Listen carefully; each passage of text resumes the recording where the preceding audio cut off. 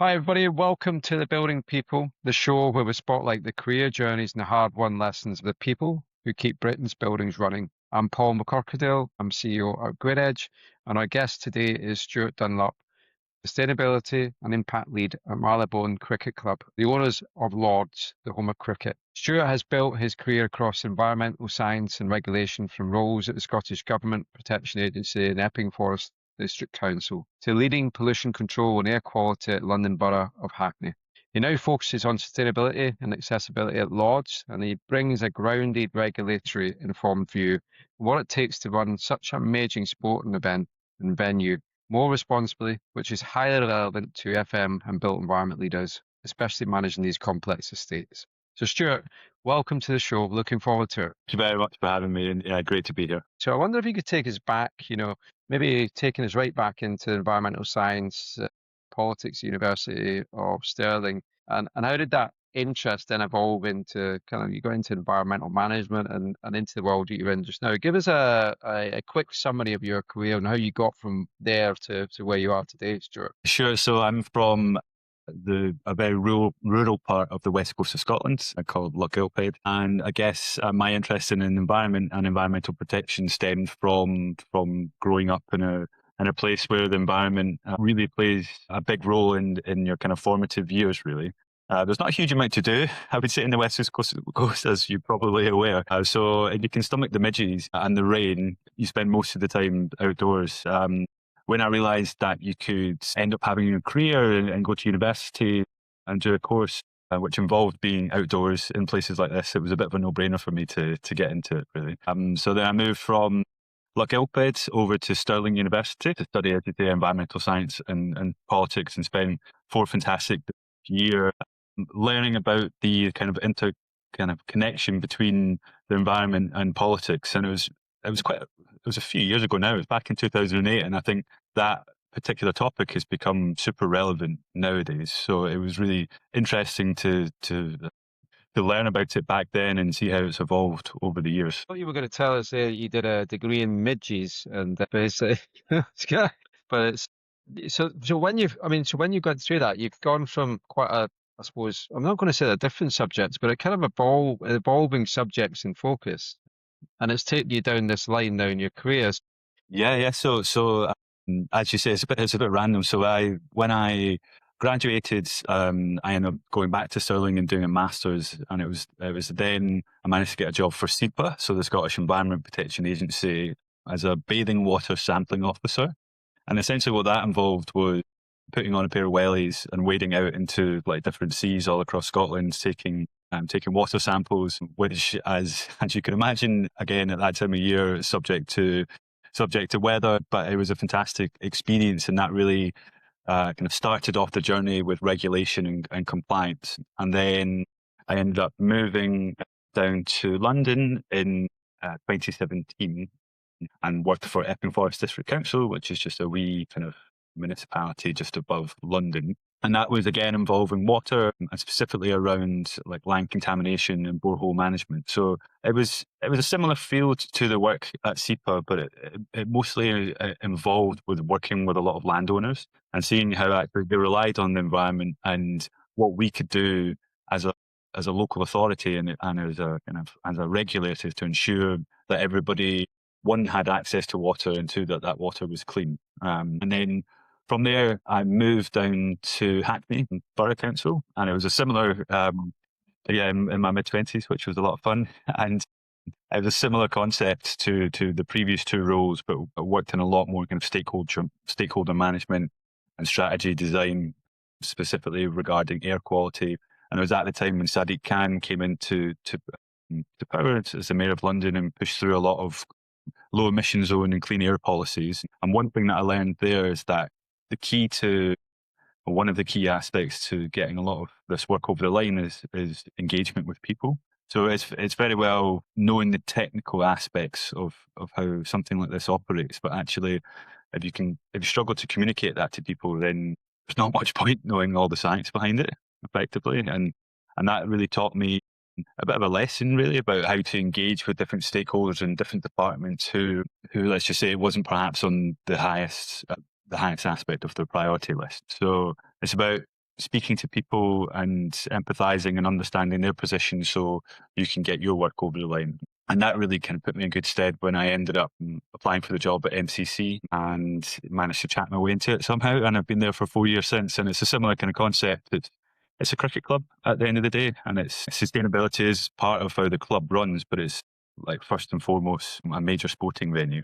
So it's all about how you can communicate your message to people to ensure that you can get what you want to get out of the process, while also bringing them along in the journey, really. Clubs. How does that come? Yes, it's interesting because a lot of my friends who were on the same course as me have ended up like working in the Highlands doing conservation or working across Europe in policy. And I think that degree in particular sets you up well for working in different types of environment. But once you've got once you've got the knowledge and the understanding and your specialty, which mine ended up being energy and climate change, then that evolves from there. So yes, I've gone from the kind of natural rural environment in the west coast of Scotland down to a much more urban environment. But I would say that the principles are still the same. So you're still trying to ensure that you can bring a better world to people based on kind of sound evidence and the science, really. So a policy that you might bring in MCC, Marylebone Cricket Club, may be the same as you would do up in the Northern Highlands, but they just might have like they might be grounded slightly differently, but ultimately you're after the same results, really. Yeah. And with your work, when you were working at Borough Hackney, you're acting principal pollution control officer there. I believe you were delivering strategies and around air quality, action plans, contaminated land, things that were, quite broad in my head. They're quite very different things. But what were the sort of challenges you see in trying to do that in that environment? Because I'm assuming, again, that world of the borough of Hackney is very, very mixed environment with lots of different things going on and different parts of it to play into that. But you're trying to do this, I'm not going to say standardization, but you're trying to bring a commonality of the approach to do that. But what was the reality on the ground and where were the challenges? Yeah, it was I would say that one of the biggest challenges at Hackney was actually turning the ambition into practicality. So Mhm. we were given an objective through the Mayor of London to bring in clean air policies, and we had clear evidence surrounding clear issues like contaminated land and air quality. But it's like, how can you define a strategy that actually has real world impact, and what do you do to work across multiple departments and external agencies and contractors and local communities to ensure that you can understand their priorities and their pressures, but also ultimately delivering your objective, really. So it's about working with many different groups of people and not alienating any of them. And it was a challenge. It certainly was a challenge. And around that time, COVID hit, and there were kind of real world implications of air quality, and that thousands of cars were removed from the road all across London, and you suddenly saw air pollution like dropping massively, and wildlife returning, and people understanding or experiencing a different kind of life, really. Mm. So, and then similarly with contaminated land, it was about kind of dealing with complex technical information and balancing that against kind of regeneration goals, working with construction partners and development goals, ultimately for the same objective, but just by slightly different methods, really. And on the part with the air quality piece, I mean, I know very little about that sort of space, so I'm sorry, our listeners might be very similar in that they don't really know how do you go about doing that, and how does get data gathered on it? I mean, I have this thing in my head. I've probably got stuff everywhere, and it's been monitored all the time. But that's maybe just me when I rose tinted glasses, thinking that that's what can be seen. But how is it done on the ground? How do you monitor that and Yeah. track it and decide what you need to do? Yeah, so one of the principal methods is using small test tubes that you put on lampposts around the whole borough. Yeah. We've physically been going out and setting up hundreds and hundreds and hundreds and hundreds of test tubes, and they're a few inches tall. And what they'll do is collect NO2 from cars. So as the All right. cars are going past, they'll collect NO2 samples, and then that would then be sent to a lab. And then from there, you can obtain kind of spatial information on where and what the NO2 levels are in specific areas. And then say you Okay. wanted to introduce a clean air zone around a school, for example, like there may be kind of other parties involved that need that route to get to work quicker. And however, if you can gather the data from the tubes that shows that the NO2 levels are above the specific standard, working to the World Health Organization levels, then you can kind of unequivocally say that the pollution from the vehicles is causing the levels to be above the international standard, and then you can bring in policy and consultation. But it's kind of going back to what I said before. It's all about communication, really. And sometimes when we were there, like it wasn't always communicated as effectively as it could have been through one means or another. So I think that's what's taught me. Consultation is so key to any of these processes, and bringing people along on the journey. Because the majority of people will want to live in an environment where the air is clean. But if you're suddenly bringing in policies that are kind of detrimental to their everyday working life, then they might not understand what you're trying to do and the message that comes across, really. So, and it happens across all major cities in the UK. And I think London's a good example. We've had over 10 years of this now, and the air quality has dramatically improved. But I know in the likes of Bristol and Manchester and Glasgow, the message hasn't potentially been communicated as effectively as it could have been. And there's a lot of opposition that may end up stopping some of the policies. And I guess that's a bit of an analogy for climate change, really, like, as well. Like, unless you communicate the Mm. message effectively, then a lot of people may see, like, I don't know, like the net zero journey as detrimental to their own life. Whereas what you're trying to do is improve conditions for everybody. Really. Yeah, yeah. And I'm kind of thinking I'm going to walk out looking to see if I can see a test tube stuck on lamppost now. So You'll see them. is that is that a test tube? Sorry, is it like is that a device? Does it look like a test tube, or is it a box with a bit coming out of it? A couple inches device with a small filter over the top of it. Yeah. And you'll see them everywhere. But there's also like larger boxes, like green boxes with vents on the top of them with various different types of technology. Okay. Yeah. And that so that's all the clean air zone stuff and everything that was brought in a lot of cities now. Is that what's kind of seen the driving down of or improving of the air quality? Is that? Yeah, that's right. Yes, it's one of the principal methods. So, like you've got a lot of industry that causes pollution to a certain extent as well. Like say you work in a garage, or probably a better example is like an incineration plant. Like you'll have to have a license from the Environment Agency to be able to to pump anything into the atmosphere at all. But cars are subject to those regulations, and I think a lot of the evidence does go to show that it has worked. I'm sure you find some people who would try to contradict that, but I mean, you just have to go to various other cities that have not introduced cleaning policies, and you can experience the levels of air quality there. And they're called diffusion tubes. That's what it is. So they're about a couple Okay. of, and then they're popped onto lampposts. So most local authorities around the country will have programs similar to that. And then you take that data and then you use that as the basis for your strategy moving forward. Yeah, yeah. That's fascinating. I love hearing those, and I'm on the lookout now, Stuart, when I go out this afternoon, look for these these tubes now. But I suppose like bringing us up to a bit closer to date.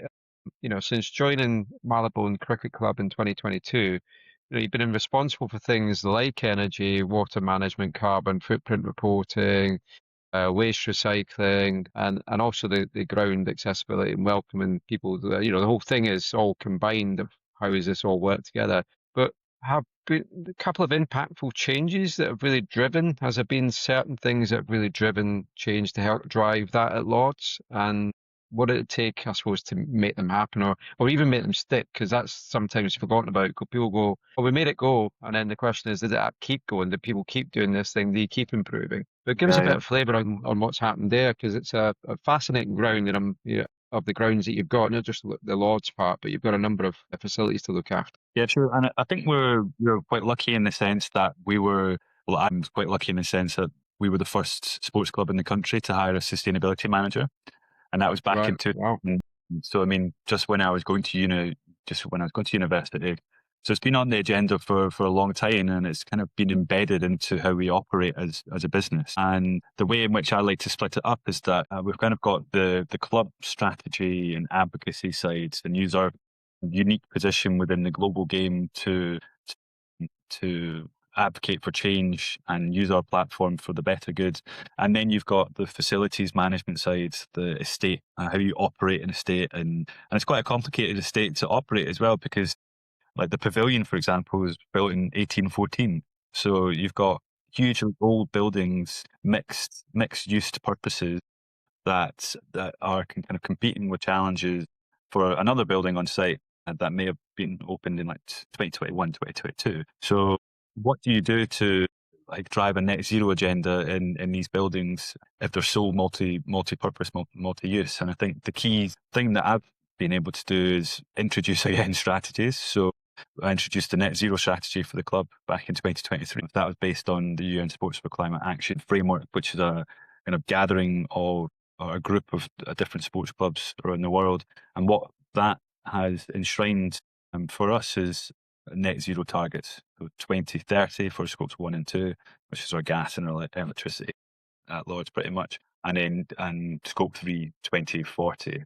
And I think through the development of that strategy, we've really seen quite a lot of change. And that has certainly helped us when it comes to like budgeting time and decision making time, really. So one of the key drivers is energy management at the grounds. And as you'd imagine, we only have about 60 days of actual cricket a year, but the rest of the year the ground is used for various different functions and events and weddings and wakes and anything that you like. And it's important that we can track and monitor and measure all of that energy that's been consumed in the ground, so then that can go towards hopefully achieving some of the objectives in the strategy. Really. But there's a lot of people involved in this. I mean, with the amount of the ground and thing, you've got quite a lot of people to corral behind whatever it is you're doing in that regulations. Oh yeah, absolutely. And I think like so I do a lot of the reporting element, but a lot of the change actually comes from our estates department. So we've got some very skilled engineers on site, and that team is growing, and one of the biggest areas of impact is catering. So the catering team need to be involved now, and we have a decarbonisation project where we're looking to remove a lot of the fossil fuel assets from the ground. So looking at the cooking appliances and the gas boilers that we have. So I'm not an engineer. Like I don't know how to design reports to be able to remove these items, but what I can do is kind of lead on the project to be able to do that. So it's integral that other departments are brought in, and also our executive leadership team is very good with this work as well. Like they understand our position within the global game and the role model, and we try to act as role models as effectively as we can. A good example of kind of stakeholder engagement is probably when we brought in our ground source heat pump. So that was in 2016, 2017. And there was a few kind of technical issues that we had to work through as part of the process, and the Environment Agency were involved, and we had to drill a couple of different boreholes and re-injection wells. And one of the wells actually collapsed, and there was a lot of conversations between us and the local government. But then we brought in some very kind of skilled engineers. And it's very important because at the ground source heat pump supplies heating and cooling to 3 stands. So it's the Compton Edge stands, which are the largest stands in terms of capacity, but also the Warner stand. And most importantly, in the Warner stand is our beer cellar. So, like, you can't have warm beer at a cricket match, which is something that we've learned. And over the past, it was last summer during the India Test match when it was about 35 degrees.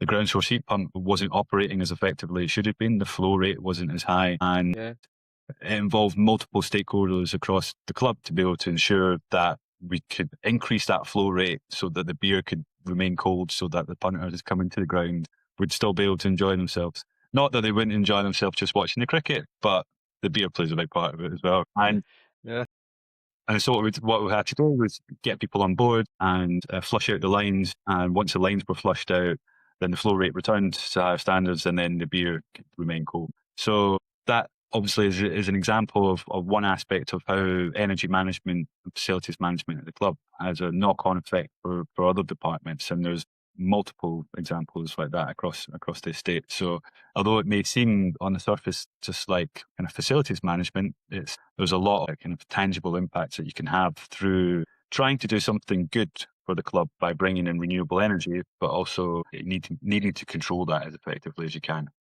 Yeah, and you've seen quite a bit, I suppose, and from what I see, quite a bit on the data analytics side of it. And how do you see that data and getting to those, I suppose, the answers, changing the way stadiums and venues like Lords manage sustainability and fan experience? Because you just mentioned quite a bit of that balance between getting progress and sustainability, but ensuring fan experience. What would your advice be along that for what you need to do, but also what others should really be thinking about around that data side of it to help drive things forward? Yeah, absolutely. Data for me plays such an integral role with sustainability and facilities management. Like we're trying to turn what is almost is an over 200-year-old ground into a smart stadium effectively. And see a lot of the modern grounds, whether it be like Tottenham Hotspur or some of the big NFL grounds, everything that they do is grounded in data, but we have to retrofit into a lot of our buildings. So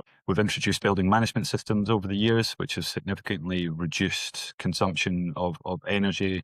We're now looking at items where you can bring in appliances that will measure and control energy from like behind the wall systems. So the building management is very much the macro level, but now we're looking at like incredibly granular data. And these appliances that we've got supplied by a company called Best Energy can track every electrical asset that we have, and we'll be able to monitor and control everything around the ground, and most importantly, obtain that data so we can show real world progress. And we're also looking at AI as well. We're looking to sign an agreement with a company called Expect AI, who can track our carbon footprint and specifically the impact that our supply chain has on the business. So everything's connected, and if we want to make kind of real progress, I think we have to ground a lot of that decision making in data.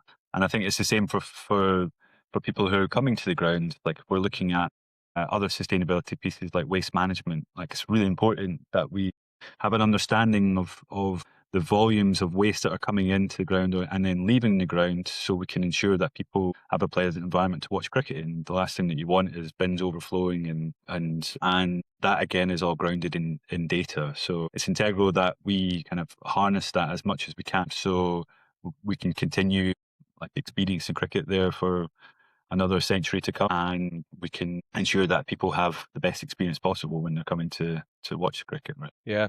And I think that's a bit, it's coming alive in this for me we often talk about the comfort side of how we will run buildings, but you've just been talking about it as how crucial it is to the experience for people turning up for the days or whatever that might be. It could be a wedding or it could be a cricket event. It doesn't actually matter.